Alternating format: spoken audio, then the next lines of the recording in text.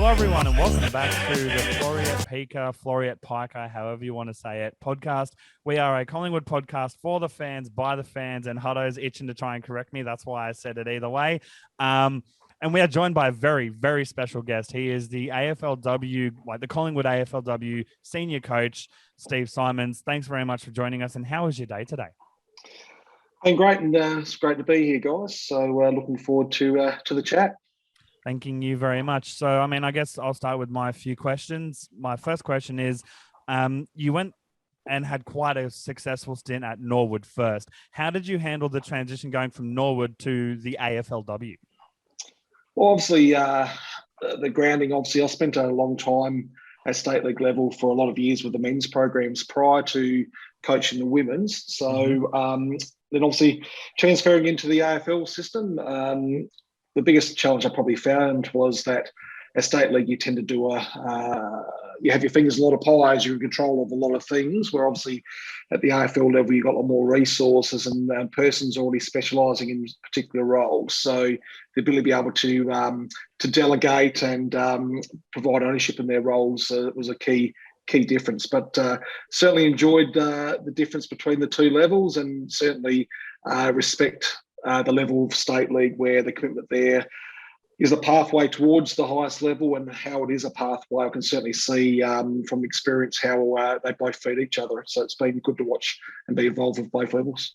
Oh, absolutely. And as a Collingwood fan myself of both the men's and women's AFLW and VFLW, it's amazing what you've managed to achieve so far just with your short last few years with the Collingwood club. You know, we went to more or less not making finals to a grand final appearance, and then finals again the season after. And first of all, thank you very much, because it's been amazing to watch. AFLW and VFLW is always amazing to watch, but obviously the credit goes to you and the coaching staff. What did you sort of implement that may have been different to how they were coached beforehand when you came to the club? Well, there's a number of factors. I think the first thing is that we're able to get some really good people within the program from a staff point of view, but also when I arrived, there was a group of players who'd only just started playing football together and were just starting to know each other. So I guess the ability to be able to get them interacting and working together for a bit longer time was certainly beneficial. Obviously, because the program hadn't seen much success prior. The players are looking for some change and some different methods and different approach. But, Wayne, obviously, as the AFLW coach prior to me, he already put some framework in place with a core group of players and had started to work with them. So it was just a matter of myself coming in with some other staff members to start to build on what was already in place, and then install some belief in the players and install some confidence in the players, which is probably where the biggest area they were lacking at the time. And once we started to win a few games, a bit of momentum starts building and a bit of belief starts building. And once you've got momentum, things start flowing from there. And obviously, to come over a bit early and be able to work with the VFLW team in initial stages before I came in with the AFLW team was certainly beneficial. I was able to tinker with a few things there and start to put some things in place to prepare them for when they came into the AFL system as a group. So, and obviously because the VFLW won a premiership in that, they got some confidence from that. And from there, the group was able to grow. And look, we still haven't at AFLW yet achieved what we're seeking to achieve, but we're certainly on the pathway and got the building blocks in place, and we're just building year after year. That's absolutely it. You know, it's like after the grand final, you still managed to maintain the success record by making finals the following season, which was amazing to see. How did you personally, as a coach, handle the COVID, for lack of a better term, sorry for the language, clusterfuck? It was not in the sense of with sport, but the whole world going into lockdown. How did you personally handle that? Yeah, look, it's like all industries. Everyone's had their battles with it. And anyone who's got a business in the community have all gone through the same similarities and how it's affected everyone. And we're no different. Look, it's had moments of frustrations. Obviously, you always want to have players available, staff available, be able to train fully as a group. But, we've had all those adaptations. Our program's changed. And a lot of the players and staff have certainly been affected because, obviously, part-time athletes, part-time staff, having to juggle work commitments around their football and availability has been really challenging.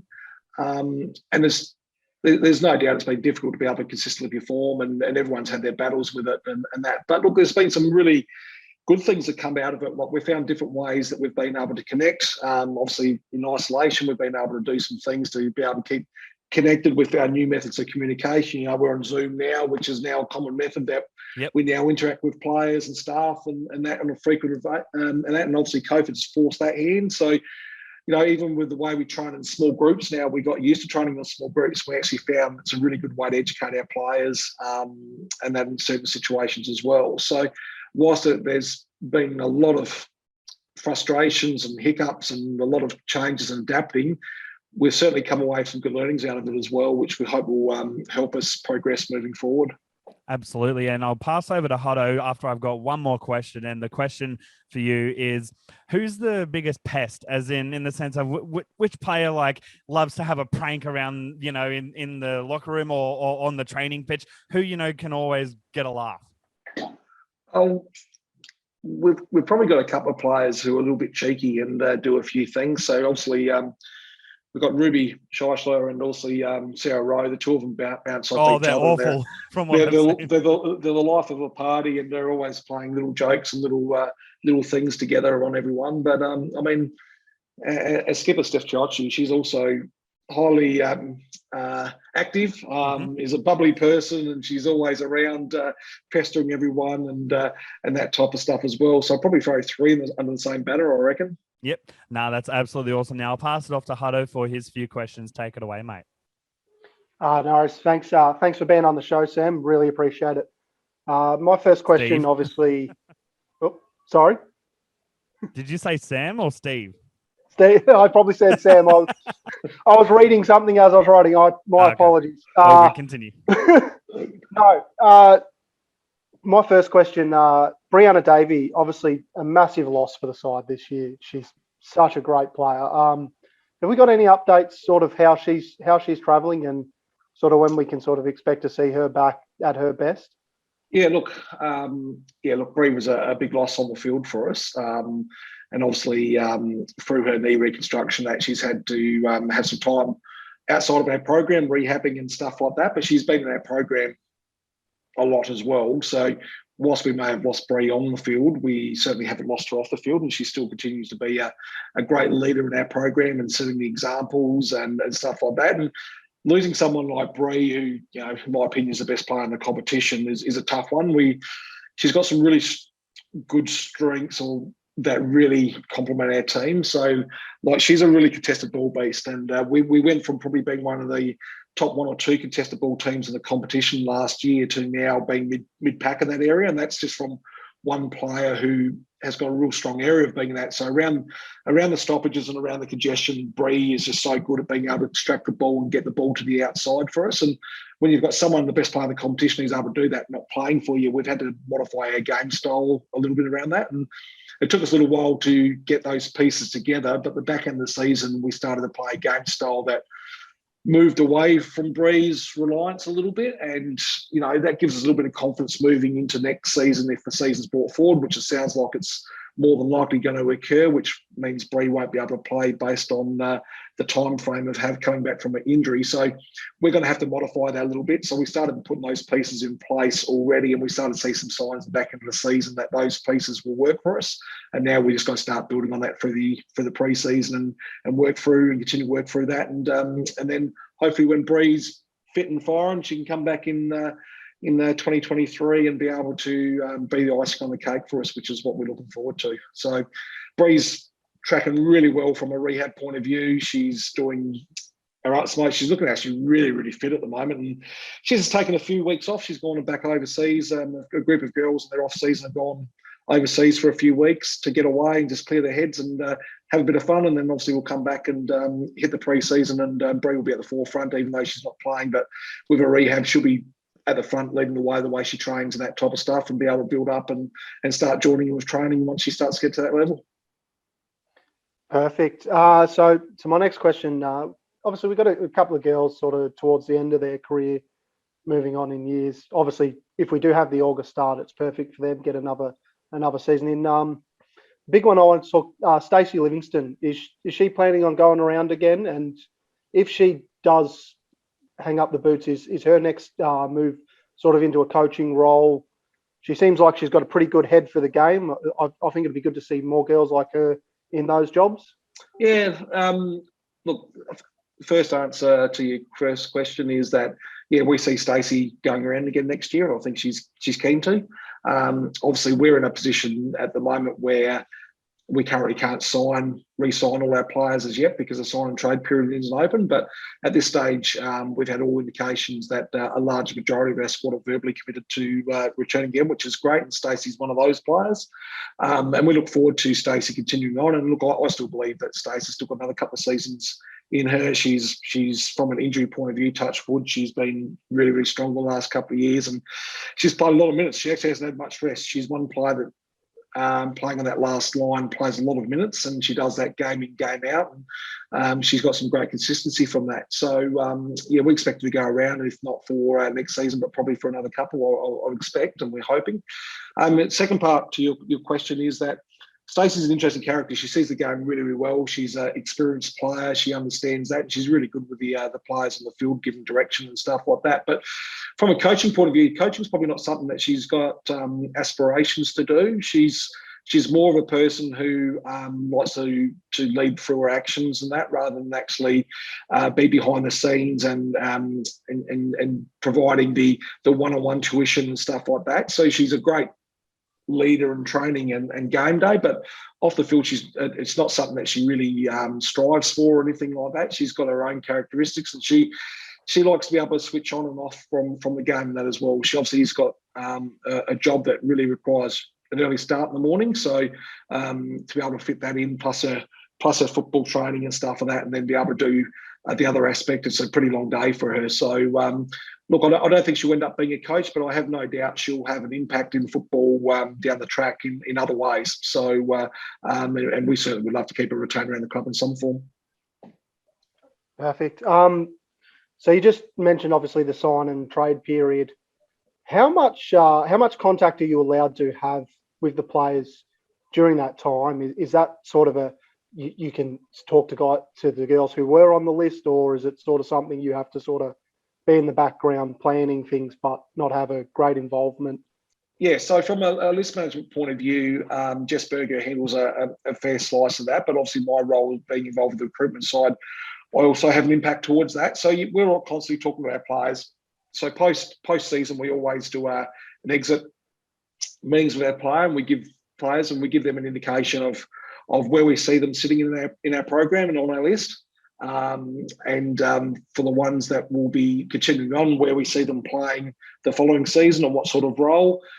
Players at that stage obviously sometimes will give us an indication of whether they're willing or wanting to stay on, or whether they've got offers elsewhere that they may consider. And in some cases, if we feel we don't or can't provide a player an opportunity as well, as a coach, I just want to see you're so heavily invested with your players and the relationships with your players that I want to see them playing at AFLW level. And if we feel that we can't provide them much of an opportunity, we'll certainly try to work with a player to try and get them to a club where their skills and attributes can be actually utilised more than probably what we can. So, and we've done that a couple of times over recent years, where players have been in our program that we've actually loved in our program, but they just haven't had as much game time as what they would have liked or what we would have liked being able to provide them. So we've been able to talk to a couple of clubs, and they've been able to go and play regular games, and we're really happy to see them go on and play games. And it doesn't mean that we don't lose that relationship with those players and that. In fact, as a coach, it's great to see them get the opportunity and be able to go on and do well, and we wish them all the best to do that.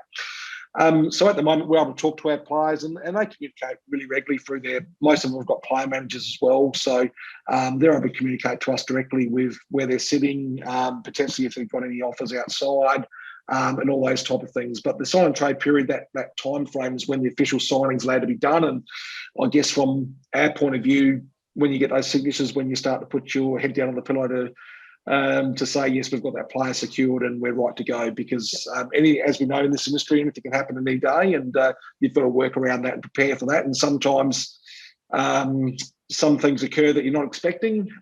So you've got to have plans A, B, C, D ready to go in case those things occur as well. Sometimes, you think you've got all your players stitched up and someone might go, and that suddenly you're then quickly recruiting or looking for a person to be able to fill that role that you're looking for. So there's a wide range of things going on. It's certainly an interesting time of the year. Definitely is. It definitely is. So this is my last one. Obviously, you spoke. You're in the men's side at Norwood in regards to coaching, and then went on to have success with the women there, and now in head coaching in the AFLW level. Is there much of a difference, motivational wise, strategies, talking between the players, or is it just sort of everyone just wants to play footy and you just do what you can to get the best out of everyone? Yeah, look, the very first time I coached female athletes, the very first thing they said was, Steve, we just want to be treated like footballers. And so I've always had that in my mind, in the front of mind all the way through, and that's the way I treat all our players is exactly that. There's not much difference. I mean, it doesn't matter whether male or female, they all want respect, they want to be cared and supported for, and all those aspects. So those sort of things don't change. So those dynamics don't change. Probably the biggest difference between the two is, one, I think the experience level of players, because a lot of the female players haven't played for their whole junior career or anything like that and haven't got that background. They're still very much learning the game, learning the different characteristics of the game, still defining their skill in that. So there's a little bit more time spent towards the education of the game and teaching them and honing their skills a little bit more and their craft a little bit more. So that's probably one of the major differences is. But I think there's a slight difference between the two dynamics of environment. The girls certainly thrive in a real positive, encouraging environment where they're encouraged to make mistakes and learn from them. Whereas the boys, because they're a lot more established, I guess sometimes coaches can be a little bit harder on their mistakes and they have the expectations a little bit higher. So the girls want to have a comfortable environment where they will mistakes, but they bounce back and they ask a lot more questions. And that's probably just to the fact that they probably haven't got the same experience as the boys and the background behind them, so they'll ask a lot more questions and that. So we have really open dialogue and communication all the time from an educational point of view. But a lot of the dynamics are similar. The way they train, their training exercises, their game styles are very similar to the way we do things. There's not much difference. Obviously, just the girls can't quite have the same penetration of kicking and those different aspects of that. So there's some slight variables, but the principles are very similar. Perfect. Thank you very much. And thanks for being on the show once again. No, enjoying it. Great questions, Huddo. And we'll round out the interview part of this episode with Steve by giving it off to Shippa to, you could say ship it off with some questions. Go ahead, Shippa.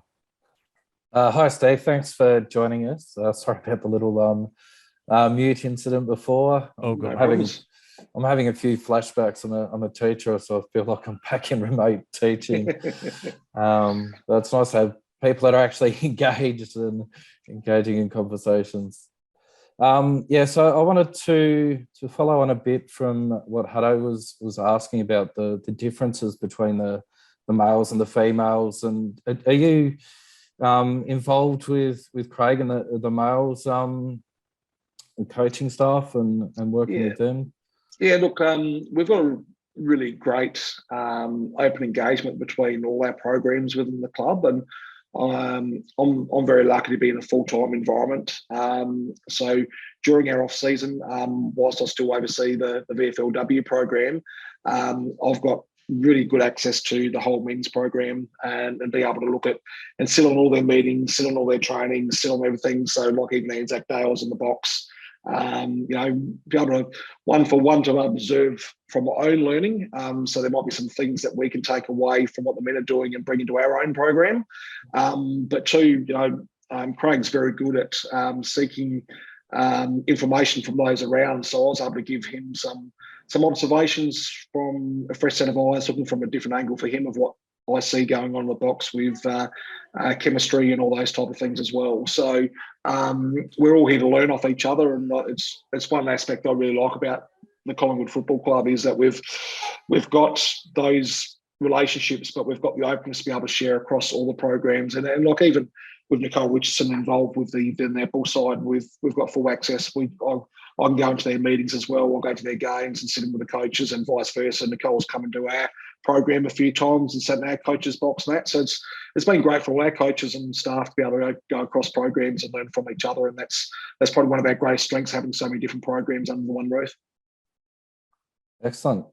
And just when you're touching on the positivity that the girls seem to focus more on the positivity, have you found Craig seems to be, from what we see through the media as fans, a really positive coach? Do you think there's almost something you can feed back to the men's about sort of being positive and keeping things upbeat, and the feedback not sort of on mistakes, but what you're doing well, sort of that positive aspect that the females could give back to the men?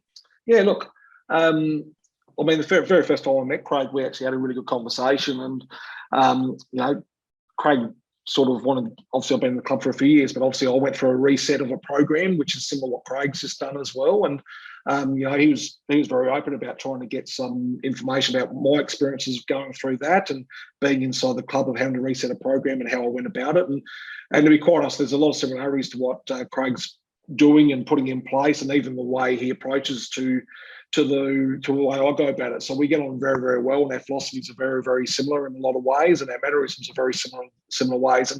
And Craig certainly has got that energetic approach and positive approach to where he goes. He's got a very clear vision about what he sees the men's program looking like and how the players will be within that program, and also how they're going to be as from a performance point of view out in the field as well. So he's very clear with that. He's got great support around him towards that as well. And, he's very strong with his messaging, but also very empathetic towards it as well. He understands being a player, but also his development background as well. He understands the learning approach to that. So the players have probably gone back and had a really good refresher, resetting, and bringing everything all the way back. And then now they're starting to add the layers as they go through each piece and start getting confident with each bit. They keep on adding just layer after layer. So he's doing a really great job of that. He's brought a bit of freshness in, and I think that some of the players have really looked forward to the change of just having something a little bit different and all that. And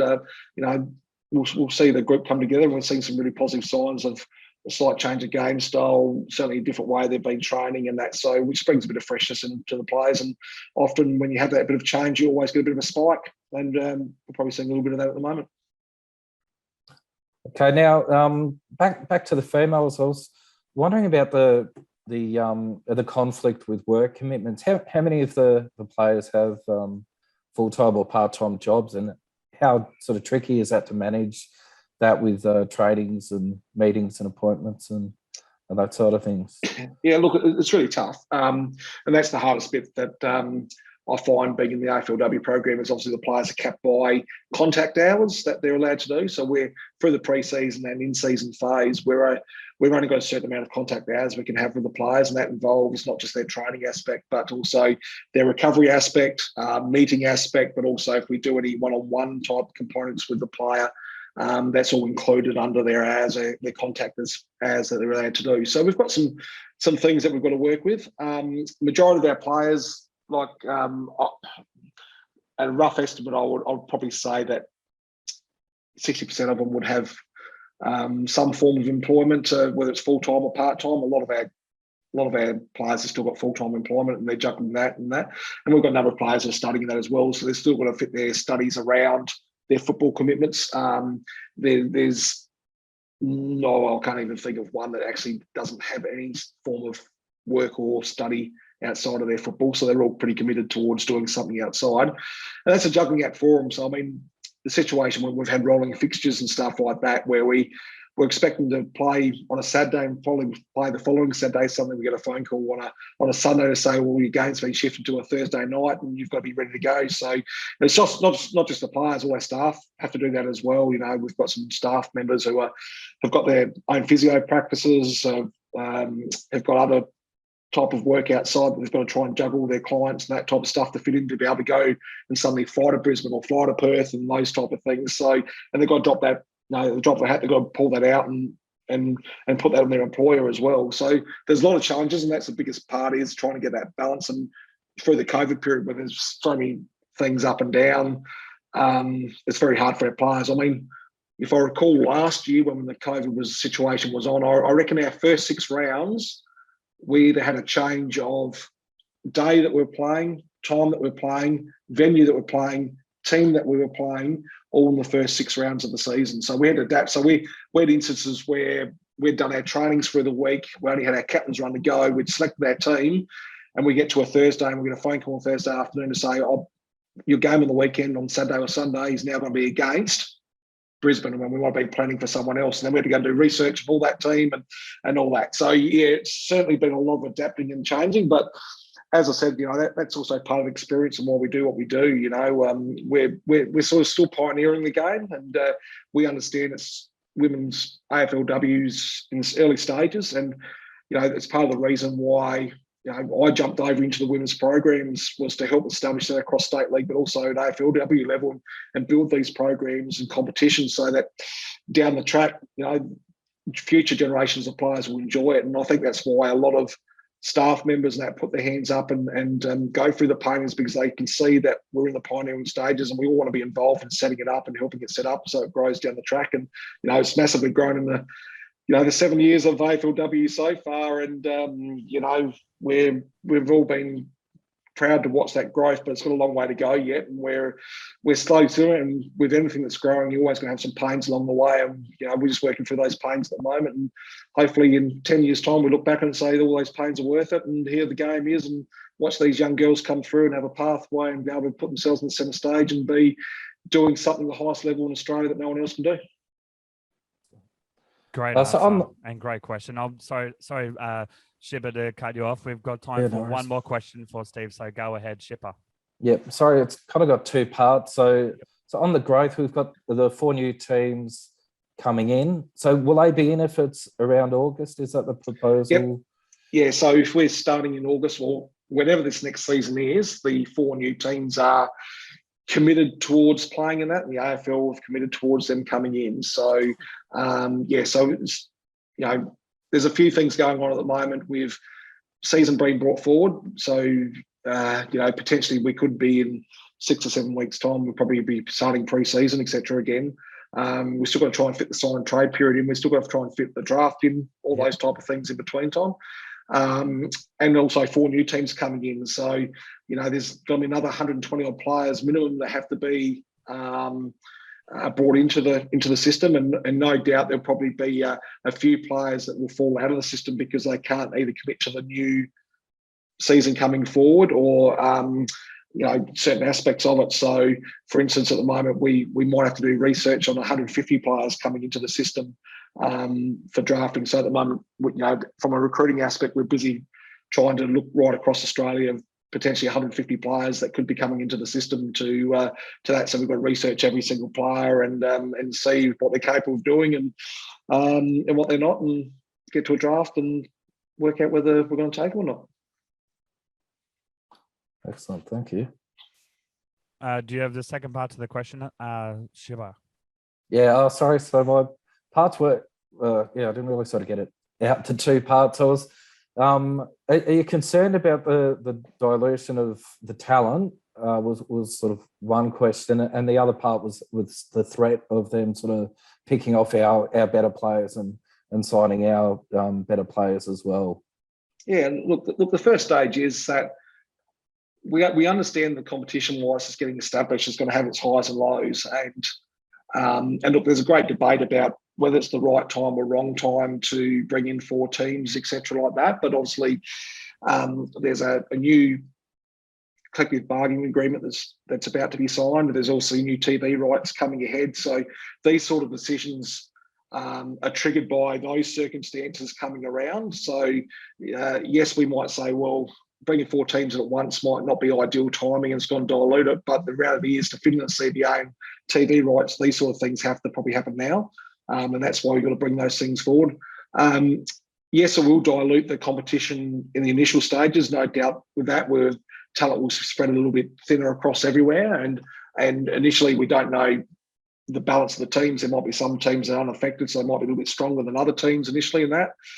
But we've got to keep on thinking that what's the outcome down the track going to be like, and the sooner we get these teams in there now, it gives clubs to start working on them, and things will start settling down over the next 5 or 6 years once things are up and established. And yes, like anything, when you're first starting off, you're going to have some hurt and some teething problems, no doubt. But to get somewhere, you've got to have some pain for a start, and we'll probably go through that initial stages this first season going through. But hopefully, as things solidify, we get the right time of the year, all the new teams coming in, we start getting opening up and going, then we get the consistency that we want, and that's going to be pretty key.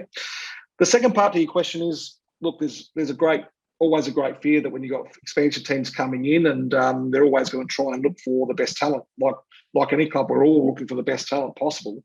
And look, sometimes you're, I guess, sometimes when you do things right or going well, you're going to get picked off more than probably what some other teams and clubs might be looking like. And look, the danger of us, that we think that we're starting to build a really, really strong culture inside of our program and the way our program is built, that there's been some really positives out of it is, and obviously externally that gets recognised as well. So obviously if I'm a coach or a player, a list manager of an expansion club, clubs that have been successful or have got really strong programs, I'd certainly be trying to target those clubs to try and pry players away so they can bring some of that experience and culture into the environment you're saying. So we're going to obviously have a number of players be approached by expansion teams and that, and look, they're going to probably have some packages and offers put forward to them that are going to be extremely hard to turn over. In some cases, it could be life-changing, some of the packages that could be on offer. But verbally at this stage, all our players, majority of our players are committed to next season. So at this stage, we're reasonably confident a lot of them will stay and remain, and we hope they do and continue building our culture. And look, if someone does go, look, we'll be obviously disappointed because we hope that they would stay and continue on with what we're trying to build, because we still feel we're only part way there. But we certainly understand if it's a life-changing component why they're doing it. We can't knock that back as well. We wish them all the best. But whatever happens, the players that we will have will make sure that we're continuing to build what we're trying to build, and hopefully end up where we want to be. And we make no secret of it down the track. We want to end up having the strongest female program in Australia, and we're taking little steps towards that. Are we there yet? No, we're not. Are we on our pathway? Yeah, we are, and we're seeing some signs of that. And we don't know how long that's going to take to get there, but that's our aim, is to have the best program in Australia, and we're slowly trying to take steps towards that. And I think that answer wraps up the interview perfectly. I think that sort of segue and that the question and answer, that was amazing. So first of all, great questions from Huddo and Shippa. Thank you so much, guys. And I also want to extend another thank you to you, Steve, for coming on the show and also for your time as well. No, thanks, guys. And look, thank you for your support. And look, I wish you all the best for the podcast. It's great to see you guys out there doing it, promoting Collingwood and talking about Collingwood and talking about football in general. The more people we get out there talking about the game and having opinions on the game and showing emotion about the game, we love it. So keep up your work, and we look forward to watching the future episodes that you roll out. Thank you very much, mate. Take care and have a good rest of your night. Thanks, guys. Thanks.